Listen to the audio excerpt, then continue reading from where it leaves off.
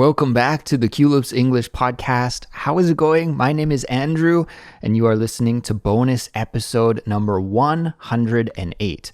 In our bonus episode series, I tell you some stories from my everyday life as a Canadian living abroad in South Korea, and I hope that by listening to these stories, you will be able to Big B. Big B is the motto for this series, and it stands for build your fluency, increase your knowledge of the culture of English-speaking people, grow your vocabulary, and become a better and clearer communicator in English.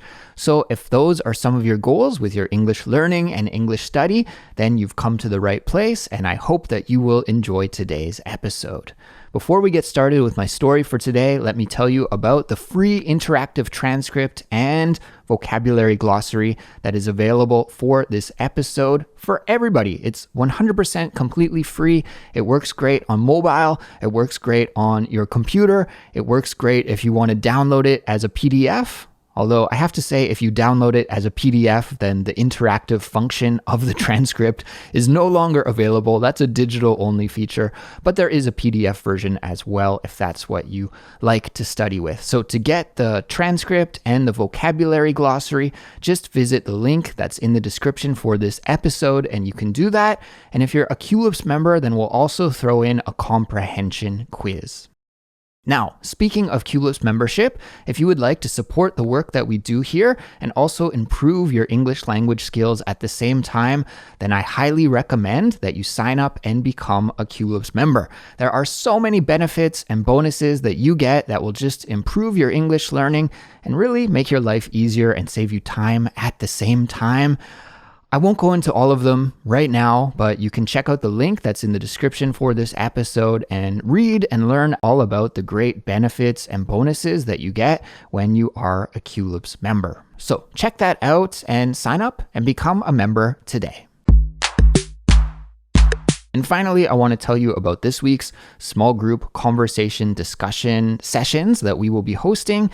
The topic for this week is going to be about hosting company and being a guest. That's a topic that Cassie and I discussed in a recent simplified speech episode. And what we're going to do this week is talk about it. So this is what we're trying to do here at Culips, is give you the opportunity to do listening and speaking practice. First, you listen to the podcast episode where you'll hear me and my co-host talk about a certain topic, and then we're going to take it to the real world and actually discuss it and share our opinions and ideas with others and practice English speaking at the same time. So this week we will be hosting 3 sessions, one on July 2nd, one on July 3rd, and one on July 4th. They will be hosted by me. I'll be doing one on July 4th, and the other 2 will be by Alina and Indiana, our fantastic study guide writers. So we'll put the full schedule on our website, and this is a feature for Culips members. So if you are a Culips member, you are welcome to join for one of the sessions or all 3 of the sessions. It's up to you. And if you're not a Culips member yet, but you would like to participate as well, then just visit culips.com and you can sign up and become a member. And we would love to have you participate in our small group discussions. So far, they have been going really, really well. It's been awesome to meet a lot of Culips members and talk with them each and every week. I've really enjoyed it, and I'm looking forward to this discussion about company and being a guest. So see you there. So the title for this week's episode is Odds and Ends. Odds and ends. Have you ever heard that expression in English before, odds and ends? It's just an expression that we use to describe random little things. I think probably, unless you are an ultra minimalist, but probably if you are like most people, you have at least one little drawer in your house somewhere, maybe in your kitchen or your bedroom, where you store some junk. You know, just like little things. Maybe you have like an old laptop cable from several years ago and you think, maybe in the future I'll use that. So you put it in your junk drawer. Maybe you have like some rubber bands or some old things lying around and you just kind of gather those things in one spot. And usually we hide those in a drawer somewhere and we call that drawer the junk drawer. So I have a couple a couple of junk drawers. Now, in all fairness, because I do the podcast, that means that I have a few more electronic gadgets than probably most people do, some audio recording equipment, some video equipment and such. And so that means that, yeah, I have a little bit extra junk, a little bit more junk than most people. But I think now I have 2 junk drawers. Anyways, when you open a junk drawer, you'll see just lots of random little things, okay? And those things we can call odds and ends, odds and ends. And I titled this episode Odds and Ends because I plan on telling you just some random, not really connected stories from my life this week. And so I have 3 stories prepared that I'm planning to tell you. But if you are a regular listener to Culips, you'll know that once I get fired up and get started about talking about one particular topic, then often I end up going for a long time and I run out of time and I don't get to all of the things that I had planned to talk about. So I have 3 stories technically in my notes on paper here that I want to talk to you about, but we'll see how it goes. And speaking of junk drawers, I think that is a good place to start because the first story that I want to talk to you about is in a certain way about cleaning up one of my junk drawers. So let's get into that first story now. And this story is also about money. Now, here in Korea, I live in Korea, and I would say to a great extent, these days in 2024, Korea is practically a cashless society. Almost every time that I go anywhere, to a store, to a restaurant, to a cafe, even when I ride the subway, I'm always paying with my card or with an app. Rarely do I use cash to actually pay for something. I think some of the only times that maybe I would use cash these days, I'm trying to think, like not very often. Maybe like at a market, if you go to a market, there's a fruit and vegetable stand close to my house that I like to go to, and that is cash only. So I actually do have to use cash in that situation. And yeah, sometimes at certain sellers, like, I'm into music, so I'll go to used record stores from time to time. And sometimes the owners will give you a discount if you pay it in cash. So that's another time.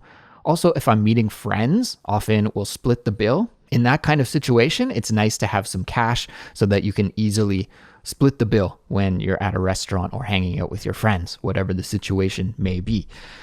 But those situations are quite rare, and 99.9% of the time, I pay with cash these days.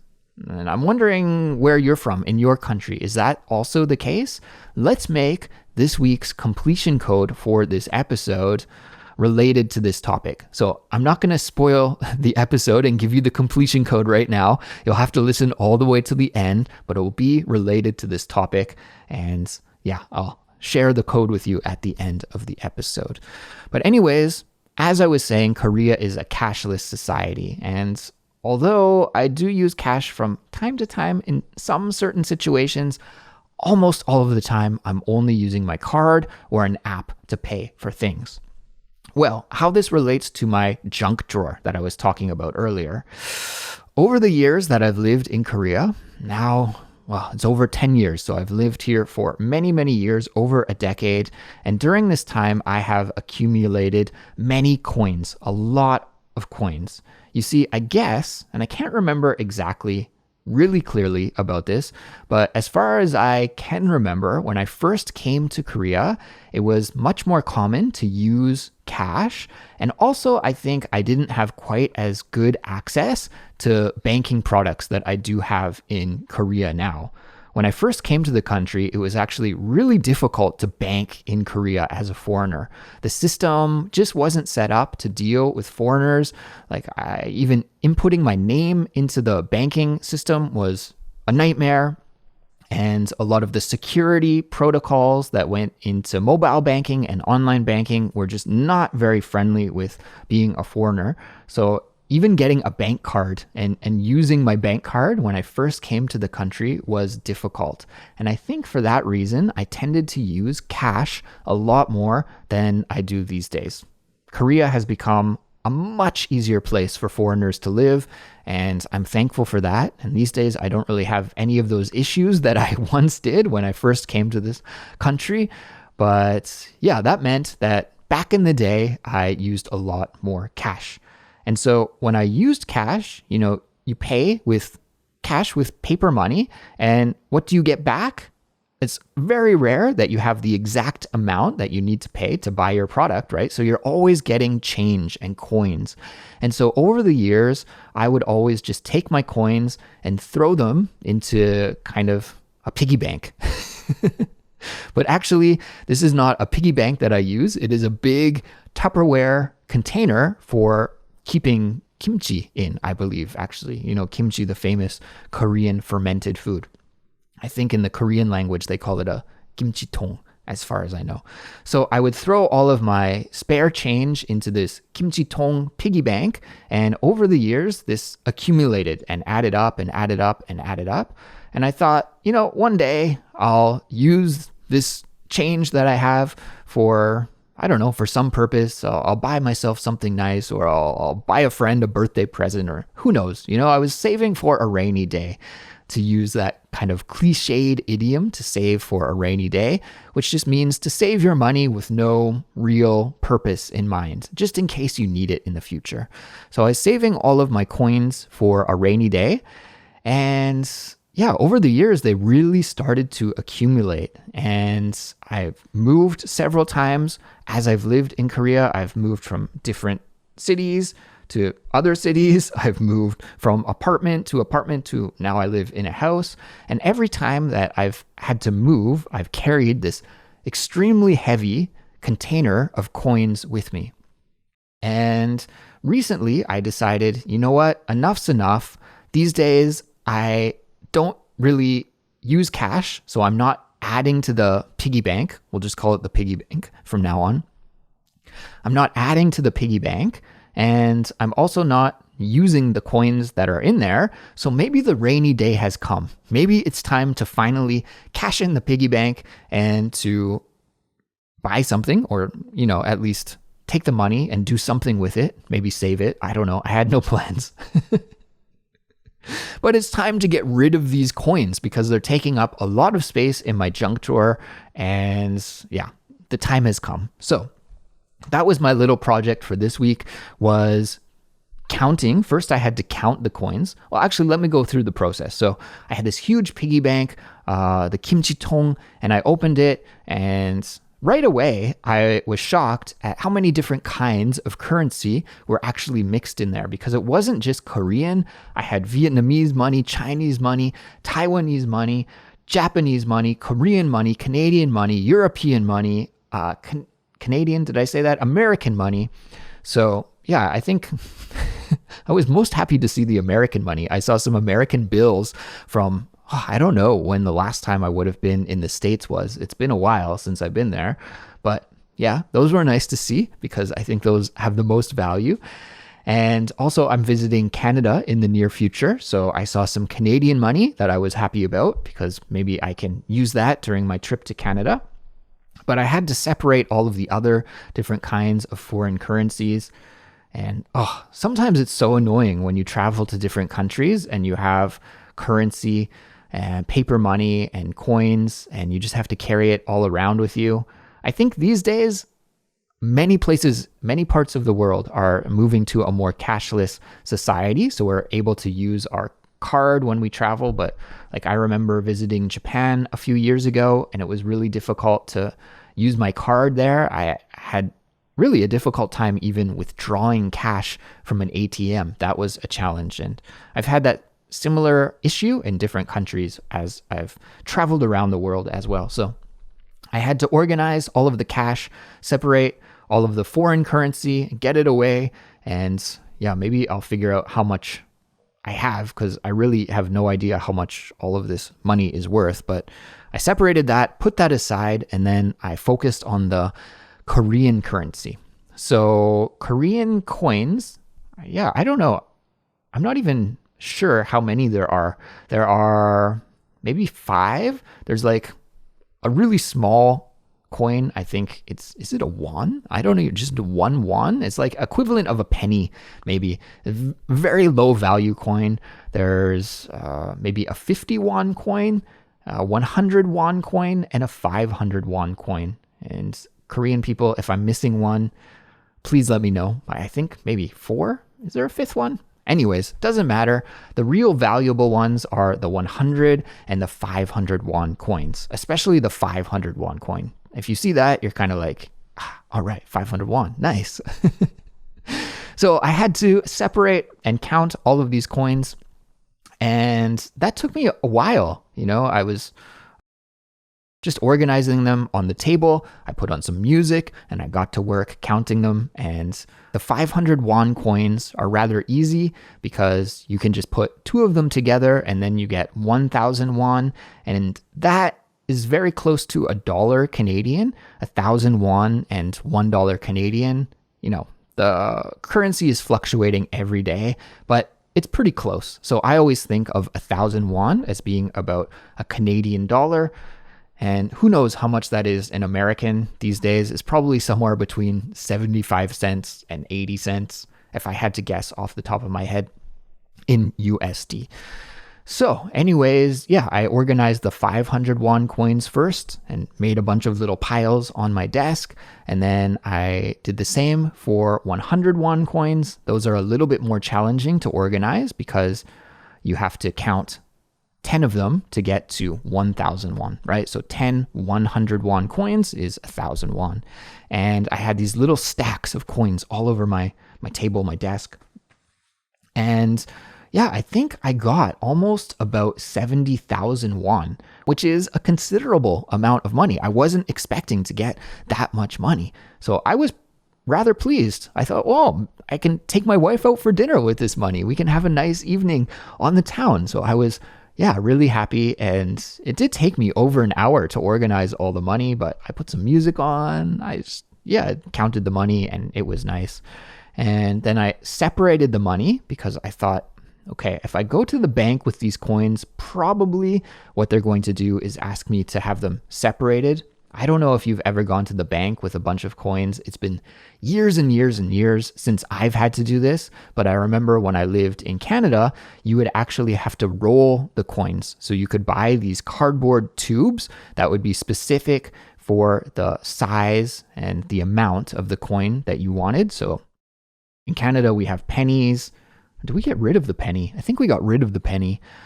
I haven't lived in Canada for a while, so I think there are no pennies anymore as far as I recall, but there are nickels, dimes, quarters, loonies, and toonies. So we have those 5 coins, and you have to buy the coin roller that is specific to that coin. So maybe if you are trying to exchange toonies, which is the $2 coin at the bank, you would have to have like a tube of maybe 20 coins, and then you could turn that in at the bank.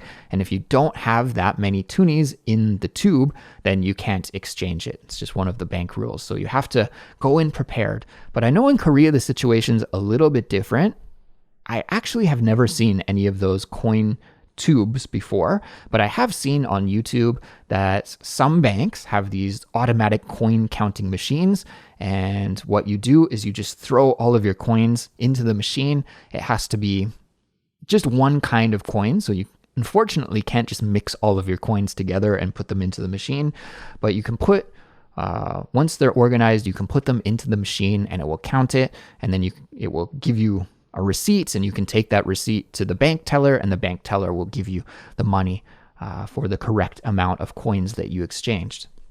So that's what I was planning to do, because I was thinking maybe I could just use the coins like go shopping, but pretty much it's almost impossible. Like I actually was thinking, is there any way that I could use these coins to buy something? Of course, you could go to a vending machine and you could buy like a cola or a can of coffee or something. You could ride the subway.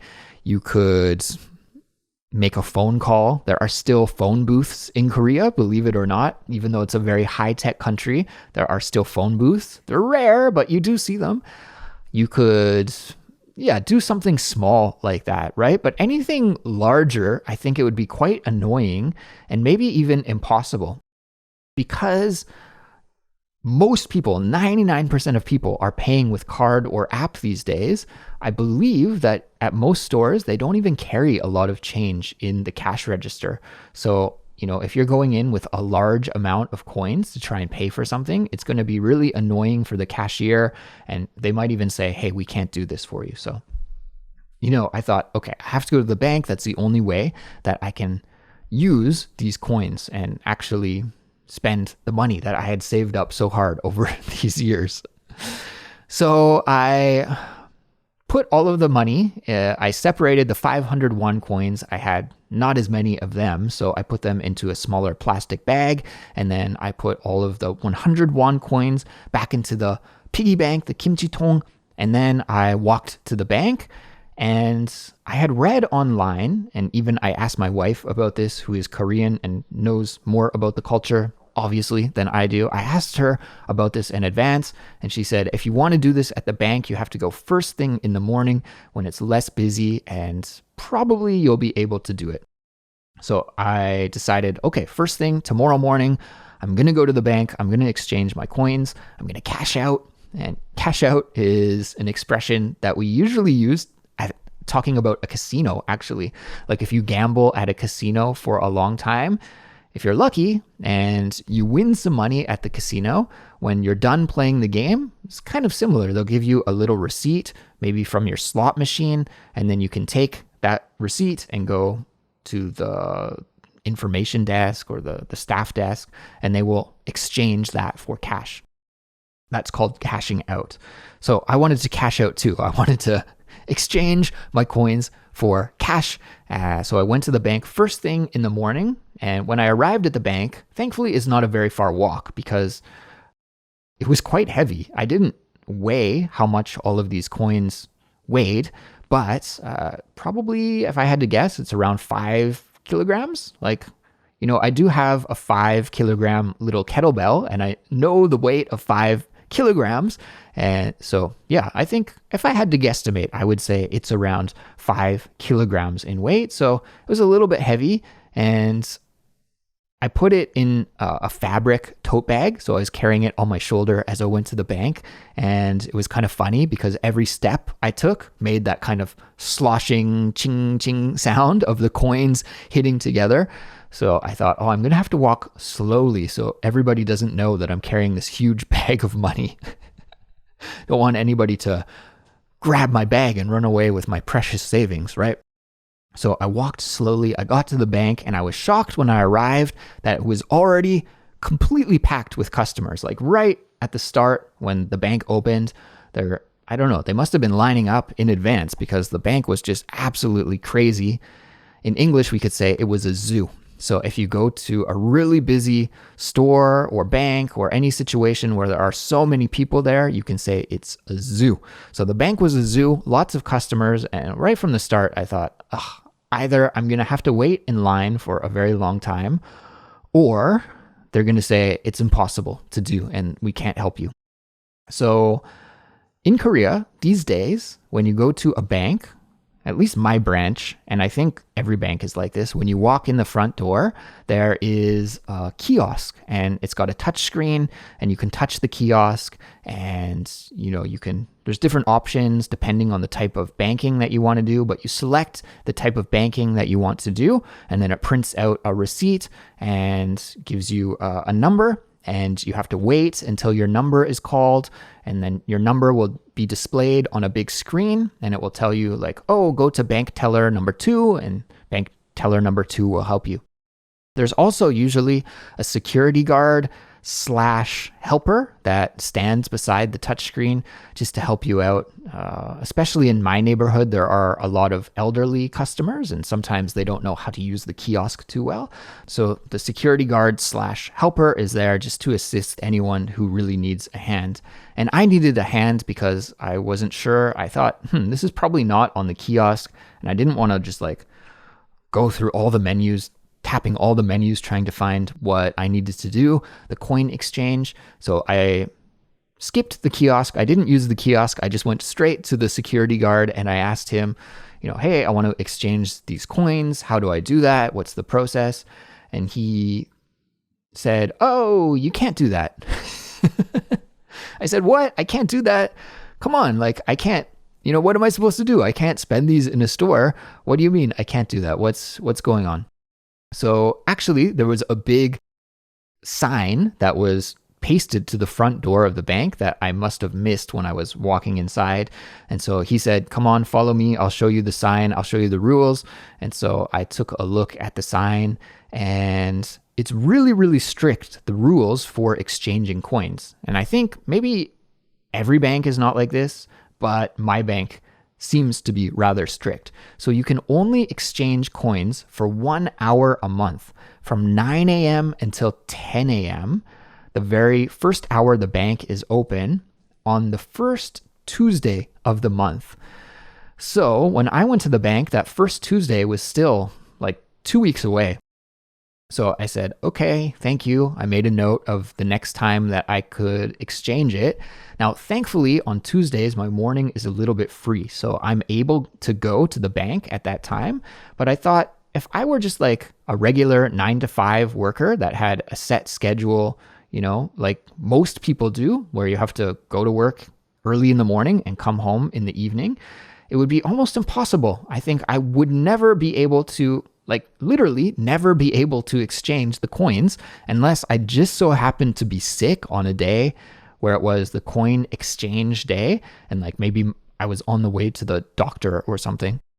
So I thought it's not very customer friendly. Like thankfully I'll be able to go, and I will, fingers crossed that when I go there, I'm actually able to exchange the coins on the first Tuesday of next month. But I thought, it's kind of not the greatest system. Like probably I could see it being a little bit annoying. Like I think trying to run this change machine actually takes a long time and is quite labor intensive. From the videos that I've seen on YouTube, at least, it's not just like a really quick process. It takes a while to go through, especially if you have a large amount of change. And also the bank probably is a little bit annoyed at getting all of this change. I don't know. If you work in a bank, you could tell me about what you do with all of the coins that you receive. But yeah, I imagine they ship them somewhere. Like, do they keep them in the bank, or do they send them to a big vault somewhere? Or do they, I don't know, how do they get them back into circulation? Come to think of it, I really have no idea how that works, but probably somebody out there, one of the listeners, will have a better idea, and perhaps you could explain to me what happens to all of the coins at the bank and how do they get back into circulation. But yeah, that was my fate that day. I wasn't able to exchange the coins, and so I'm gonna have to go back the first Tuesday next month, and yeah, I'm gonna go there early because from visiting last time, I learned that there are many, many customers who go first thing in the morning. So I'm going to have to go wait in line so that I can exchange those coins because, yeah, it's time to go. They're taking up too much space in my junk drawer. And yeah, the time has come to cash out and end my rainy day savings. And I think that's a good idea. Take my wife out for dinner. I think she will enjoy that. It's probably a good way to use that money. And yeah, saving for a rainy day, at least in this case, paid off. Well, everybody, surprise, surprise. As I told you at the top of the show, I had 3 stories to tell you, but now I think I've talked for almost about 30 minutes about just cleaning out my junk drawer and trying to exchange my coins at the bank, my failed mission at doing that. So I think this is probably a good place to wrap things up for this week's bonus episode. But the good news is I have some more stories already queued up, lined up for you next week. So make sure to come back next week and I'll continue telling you some of the stories that I have that I would like to share with you. So as always, please don't forget to visit us on Discord. If you haven't visited us on Discord yet, you can sign up and join for free. It's the place where our community gathers to practice English together and to just hang out and share information with each other and communicate with each other. It's wonderful. I hang out there every day, and I could say that I've made some good friends on our Culips community now. I love seeing what everybody has to post and write about each and every day. And I always have some good laughs and some interesting things to think about thanks to our wonderful Discord community. So the link to join the Discord, I'll put it in the description for this episode. And I would love to see you over there to hang out with our other community members. And now I should share with you the completion code for this episode. What you can do with this completion code is leave it in the comments on our Instagram or YouTube if you're watching the video version. And guys, by the way, we do have a video version of the bonus episodes. Recently, I've been stepping behind the camera and filming myself as I record these bonus episodes. So if you're watching the YouTube version or if you're on the Discord, I would like you to leave a comment with this completion code word. And if you'd like to really challenge yourself, you can leave an example sentence using the completion code. And I know earlier in the episode, I hinted at what the completion code would be, and maybe I'm getting old, or maybe my memory is failing me, but I actually can't remember what I was talking about when I previewed the completion code earlier. So that is kind of silly of me, but to save myself from having to stop my audio recorder and my video recorder and going back and checking what I was talking about and then setting up and recording again, let me just make a new completion code, and we'll go with the word coin. Coin. I think that is a fitting word for this episode. COIN, coin. So leave your completion code in the comments, and I look forward to hearing what you have to say about this episode. Okay, everyone. Well, that's my cue to go. So thank you so much for listening and tuning in. Please have a great week ahead. Happy English studies as always. And I'll be back here again soon with another brand new Culips episode. Until then, take care and goodbye.